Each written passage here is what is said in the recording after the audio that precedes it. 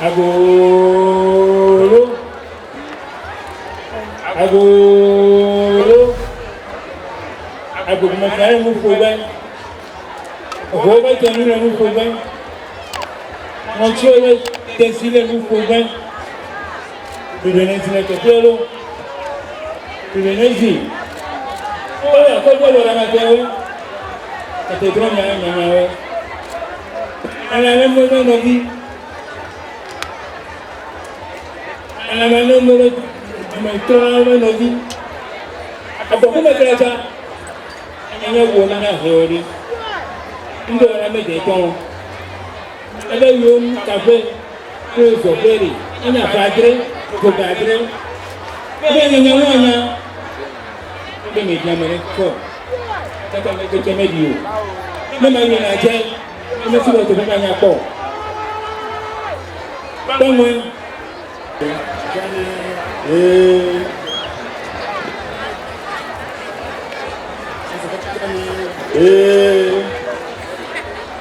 Apa pun.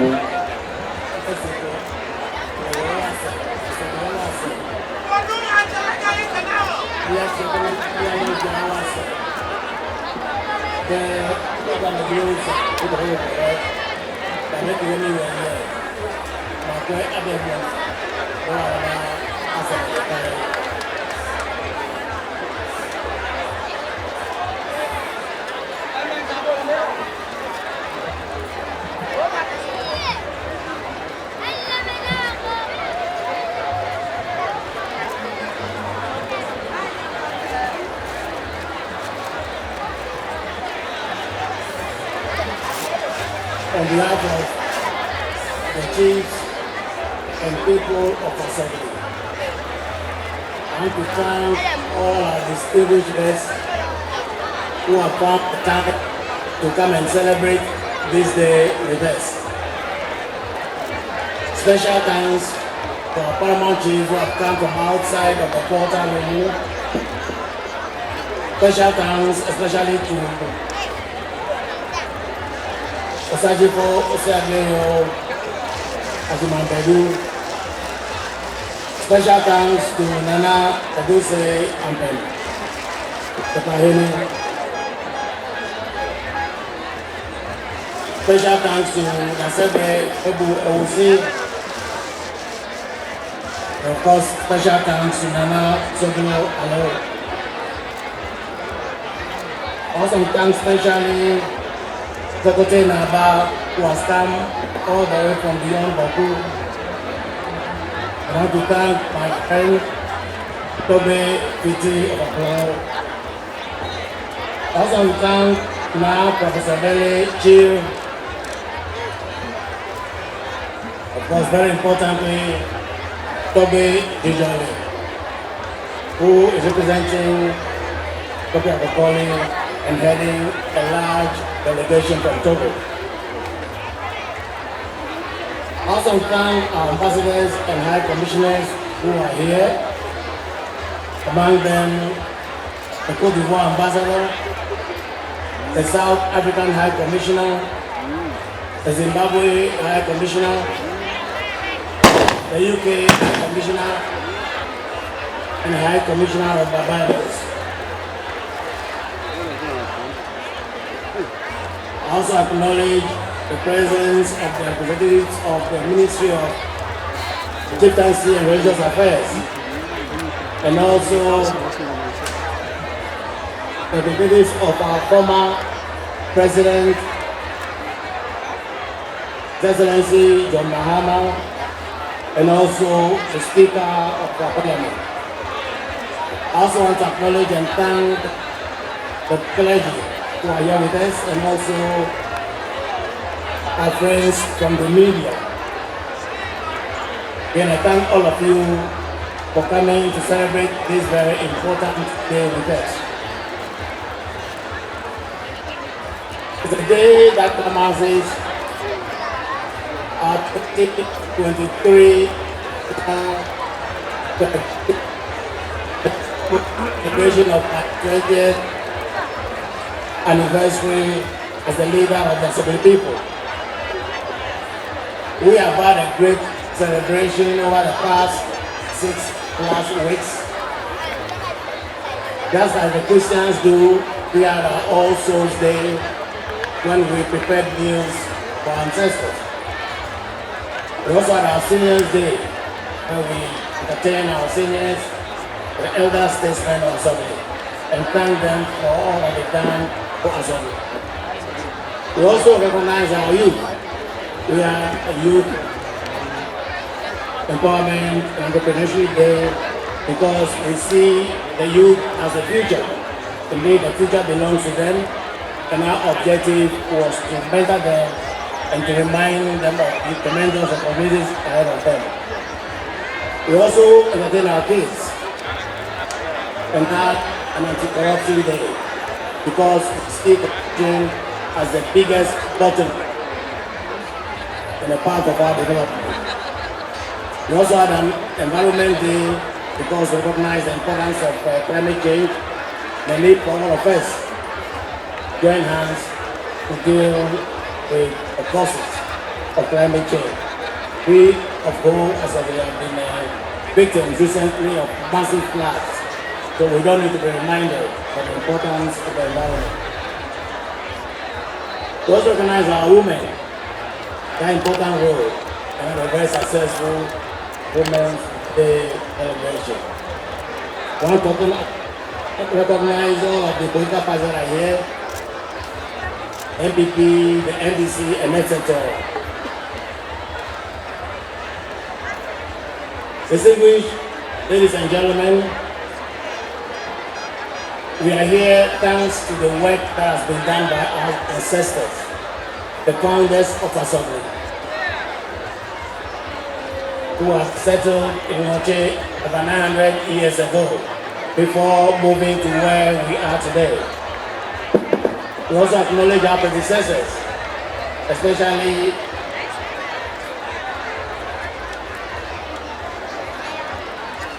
Togbe Afede XIV, whom I took over from, who has done a lot of great work for Asogli. Without their pioneering work, there is little we can boast of. Their work has given us what is one of the biggest ever settlements in West Africa, which we are very proud of.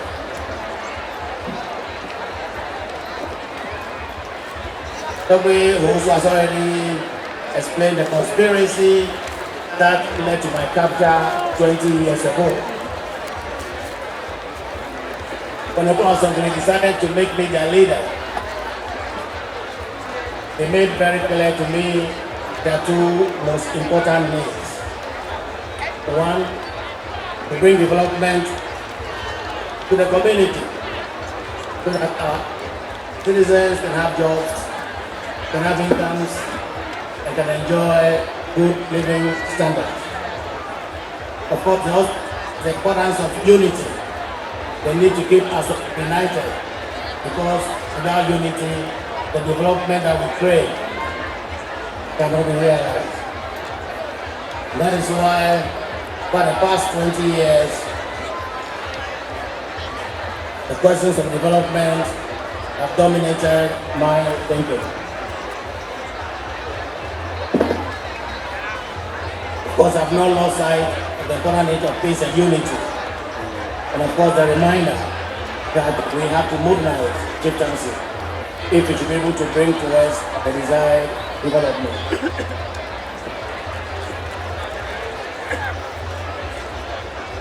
The 20 years have not been very easy. We chiefs have a bigger difficulty as leaders than the politicians because the advent of modern day governance has deprived us of the powers that we had. Before modern governance, we had absolute powers. We had all the legislative powers, executive powers, and the judicial powers. And of course, we went out to war. Today we have much less power, and of course, much less sources of revenue, if any at all. So bringing development to have traditional areas has never been an easy task. And more so when you stay on the throne for a long time, as I have done. Because even successor, after having seen it installed,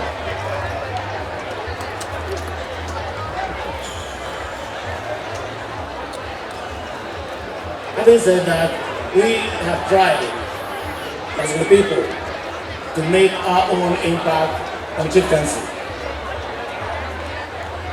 And over the years, past 20 years, I've had the privilege of leading the Volta House of Chiefs for 8 years. And I've also had the privilege of leading the National House of Chiefs for 4 years. In all of these roles, I've had Nana Alo as an important ally. And so has been Nana Dasebre Gwebu Ewusu. As leader of Volta House of Chiefs and as leader of National House of Chiefs, I tried so hard to unite chieftaincy. I tried so hard to make chieftaincy development oriented, because I believe that if chiefs must be relevant, they must address the important needs of our people. And our important need is development. Again, development that brings jobs, incomes, enhanced living standards. So if the chiefs, and for that matter, any institution has to be relevant, it has to address the most important needs of its constituents. On the development front, I have personally worked hard to make interventions in the banking sector. I've made interventions in the power sector with the support of my Chinese partners, Energy Group. And so I've made in the fishing sector with my partners, Highland Airlines. In the trade sector also, we've made an impact with the establishment of the most effective World Trade Center in Africa. And we, in April, hosted a meeting of all World Trade Centers in the world in Accra. We have also tried hard to bring development to the Volta region. And I'm particularly proud about how far Go has come over the past 20 years. Go has grown both in terms of its size and in terms of population. And we've seen the emergence of many hotels and businesses. We've also seen our Yam Festival metamorphose into one of the biggest traditional festivals in the country. And I think that's also been important in aiding the growth of gold. But bringing development to the Volta region is not an easy one. It's not easy because we have not discovered our mineral resources yet. And we don't have money by way of resources that could attract investors. Of course, we can take pride, we can take a lot of pride in our people, our hardworking, highly educated, and peace-loving people. The bad nature of our roads also has not been helpful for few investors who want to come and invest in an area far from the capital, Accra, far from the port terminal, that is not served with very good road. Nonetheless, we keep shouldering on. And as we had intended, over the next few months, we will see the launch of Ghana Aviation Academy here in Rome to train pilots and others for the aviation industry. We believe that can have important ramifications for other sectors in the region. Very good, very good, very good.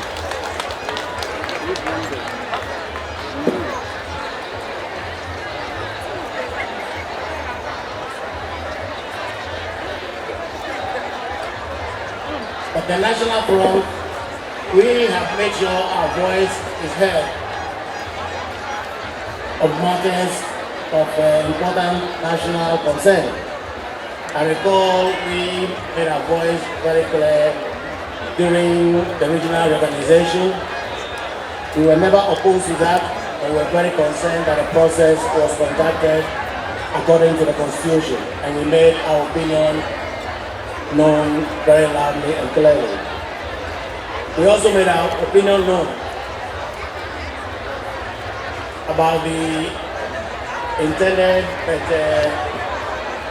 finally aborted referendum to decide on extending partisan politics to our assembly election. We've also been very vocal in our position to. But on this day, 20th anniversary, one needs to take stock. That's what I'm trying to do about the impact that we play. The question is, have we done well enough? It is difficult to be happy about the past 20 years when our people remain in poverty. There's poverty in the land, both in the Volta region and all of Ghana, and we all see massive declines in our economy. So that cannot be cause for celebration, even if we have made a little impact. As I've always said, the dream of our founding fathers was one of a great country, economically progressive, able to take care of its people and provide opportunities for all. And of course, that vision has been spelled out in our 1990 Constitution as well, which enjoins the state to ensure that the economy is managed well and in a way that secures happiness for all Ghanaians and opportunities for all to participate in the development process. Our founders, I believe, were inspired by the abundance of resources that we have in Ghana, just like in all of Africa. Africa like Ghana, or Ghana like Africa boasts of more than its fair shares of the world's natural resources. A lot of fertile land, a lot of mineral deposits, and etc. That is why I've always said that poverty in Africa and poverty in Ghana is a paradox. Paradox because we have so much resources. Paradox because we have so much of it. Paradox because we have so many youth who need jobs while we have so much to do. A few decades ago, Ghana boasted of many industries. We made matches in Kede, we produce sugar in Komenda and Asogli. We pack meat in Bokatanga, we pack tomatoes in Kwalugu. We made ceramic in the early 80s, but today the road to Accra, as many of you would have seen, is very bad. Of course, these are signs of retrogression, which means the reality is that our country has not done very well. Sadly, this is at the time that we have so much debt, and one begins to wonder where all of that debt went. We have so much debt, and so little to show in the form of basic socio-economic infrastructure. That is worrying to me, and I'm sure it's worrying to many of our chiefs. Our youth don't have jobs. Inflation is still high, more than 40%, and our city has not only declined over the years. Distinguished gentlemen, the consequence of all of this is frustration among our youth. Many of whom, out of desperation, are willing to embark on hazardous trips across deserts and across violent seas in search of greener pastures. We all have seen an increase in suicide rate in our country almost every day. Hear of one young man or young man committing suicide, and it's happening across the length and breadth of our country. I've already talked about the fact that many of us are ready to take the next opportunity to exit our dear country. Our small country that I believe, working together, we can turn into a paradise. There are many reasons why we are where we are today. And it goes on all of us, the chiefs and the people, because our political leaders, to all work together so we can find every obstacle to our development. It's important for us as leaders because our objective, our mandate is to bring happiness to our people. That happiness can only come through development. So without development, our work will not be done. But again, how did we get to where we are? Why have we lost all of the factories that we have without any replacement? Why do our young people have to live several years at university without jobs? I've always said the most important problem we have is greed. Greed that has fueled corruption, that has deprived the nation of its resources. Corruption undermines our democracy. And as I said, corrupt officials are like termites at the woodwork, eating at the very foundations of our democracy. Corruption causes leakage in the economy because these are incomes that people earn secretly, if they earn it at all, that are never taxed. It stifles initiative because it rewards the less deserving. And of course, it disrupts. Once it leaks money into private pockets, it disrupts our economic progress. And this is what we all have to fight. And that's a responsibility we chiefs must be willing to bear. Corruption leads to divisive politics, tribal politics, winner takes all politics, all of which have been harmful to the progress of our nation. Corruption leads to crony capitalism because cronies become the best partners in any corruption enterprise. Corruption is the reason why a lot of projects are left uncompleted by subsequent governments. And corruption is why even projects people have dreamt about are never settled at all. Because we're always looking for cronies to execute those projects. And those projects are never executed once we don't have cronies. Corruption is the reason why we no longer respect the truth and the rule of law. Many of our people are so consumed by privilege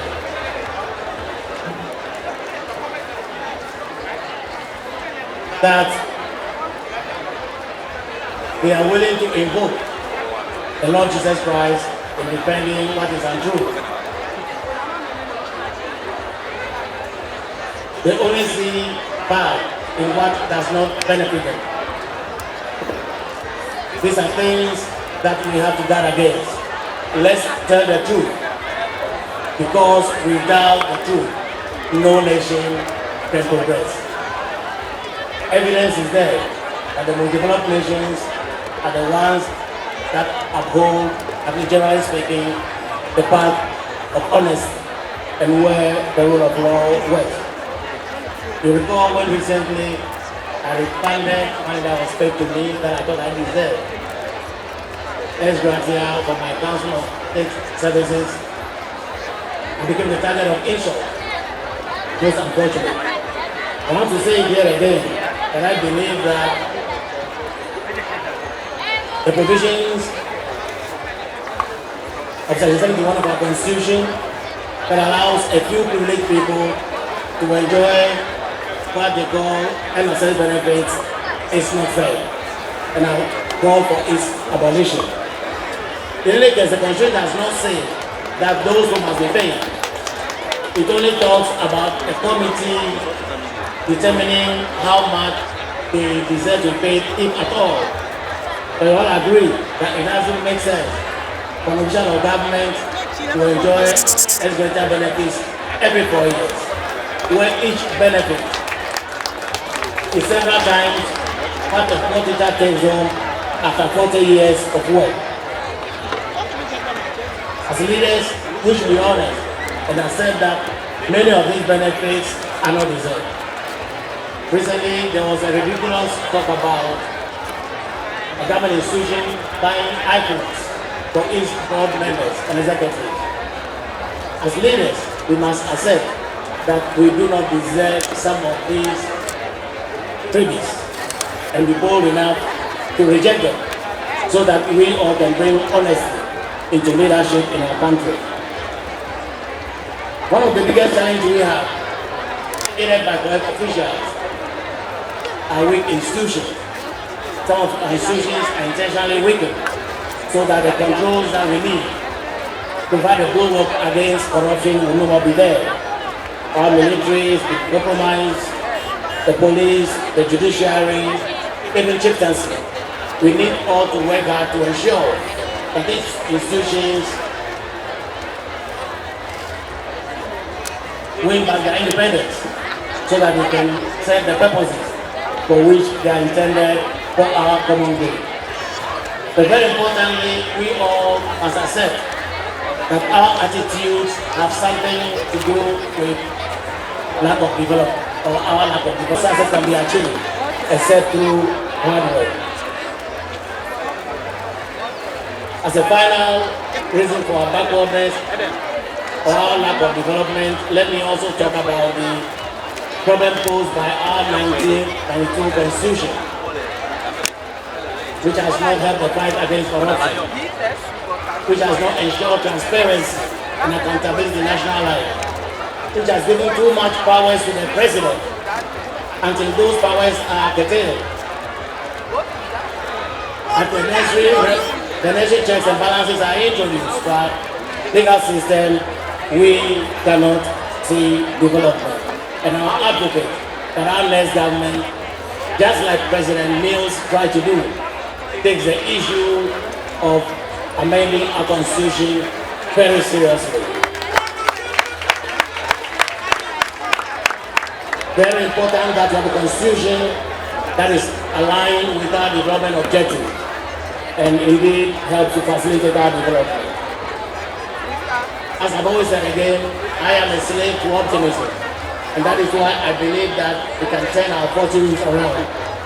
We can turn our fortunes around if we all now hold the path of strictest honesty, if we all can join the fight against corruption, if we can show respect and love for our nation.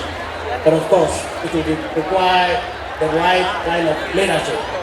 Leadership that defines objectives that are very consistent with those of the nation. Leadership that is selfless, leadership that accepts that we have done enough politics and it's now time to focus on development. Leadership that acknowledges all of us as Ghanaians without discrimination. In this regard, I want to call on our chiefs to play their role. Let us be strong. Let us win back our independence. Let us modernize. Let us become development oriented. Let us become the bulwark against bad politics, which has undermined our development. And to our youth, I call for hard work. There are many problems, but no problem is unsurmountable if we work hard. As I said recently, we all need to sacrifice some of our sleep or some sleep. Poverty is manufactured in bed. We can't sleep as if we are completely dead and expect to make it in the world of the living.